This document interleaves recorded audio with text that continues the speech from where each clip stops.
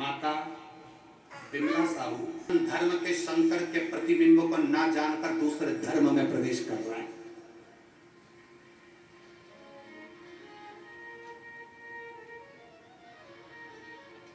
अपने शंकर को छोड़कर, अपने शिव को छोड़कर दूसरी जगह जाके अपने शिव की भक्ति को पहचान, शंकर की विरल भक्ति को जान।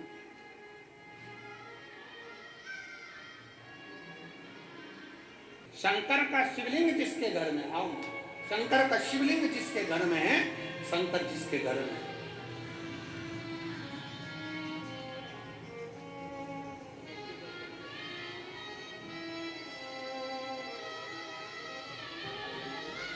शंकर का शिवलिंग है।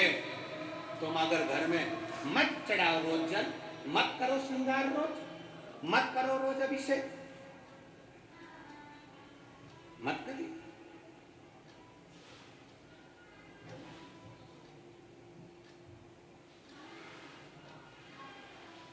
आप रोज अभिषेक नहीं कर सकते, मत करो। रोज जल नहीं चढ़ा सकते, मत चढ़ाओ। घर में शंकर के शिवलिंग का श्रृंगार नहीं कर सकते, मत करो। शंकर जी को रोज दिया अगरबत्ती भी नहीं लगा सकते, मत लगाओ। पर अपने घर में शंकर का शिवलिंग रखो, भले एक चावल का दाना चढ़ाकर रखो, एक बेलपत्र चढ़ाकर रखो, और शंकर का शिवलिंग छोटा सा, ज्यादा बड़ा नहीं हो, छोटा सा ले जाओ।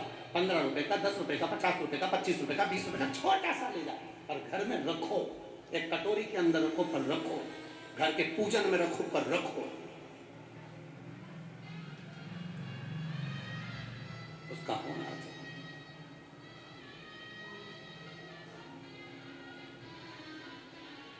और उसका प्रतिबिंब, उसका स्वरूप कितना भाव से मार्कंडू जी कहते हैं। सुनो मार्कंडे, मार्कंडे जी ने पूछा, पिताजी मैं शंकर के शिवलिंग को पकड़ कर रखूंगा तो क्या मेरी मृत्यु नहीं होगी? कहा मार्कंडू जी ने, मौत तो आती है, निश्चित है, पर जैसे कोई लड़का लड़की से प्रेम करता है तो लड़का लड़की का बैलेंस डला देता है, उसका मोबाइल में थोड़ा बैलेंस बढ़ा देता है, उसी तरह जो शंकर से प्रेम करता है, शंकर उसकी श्वास का बैलेंस बढ़ा देता है, उसकी श्वास का बैलेंस।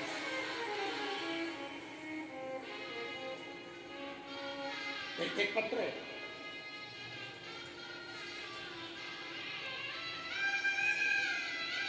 भूपेंद्र आत्रे, अमली अमल अमल अमली दीही, क्या लिखा है? पढ़ो तुम लोग जल्दी, रेडी पे पढ़ो और पढ़ के सुनाओ। अमली, मतलब हम सही पढ़े हो, हम भी छत्तीसगढ़िया हो गए हो। अमली दीही रायपुर की निवासी हूँ, कहीं बैठी हो तो हाथ हिला सकती हूँ, अगर कहीं बैठी हो तो हाथ हिला सकती हूँ।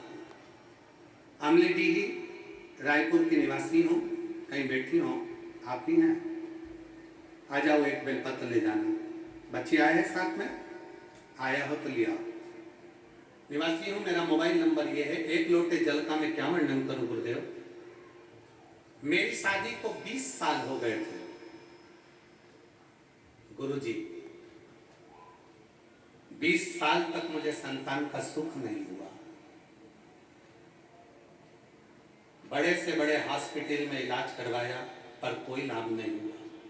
पंडितों से पूछने पर सर्प दोष बताया गया, उन्होंने भी पूजा करवाने को कहा, पर मैंने बाबा पर भरोसा करना प्रारंभ कर दिया। मुझे लोग बांझ कहते थे।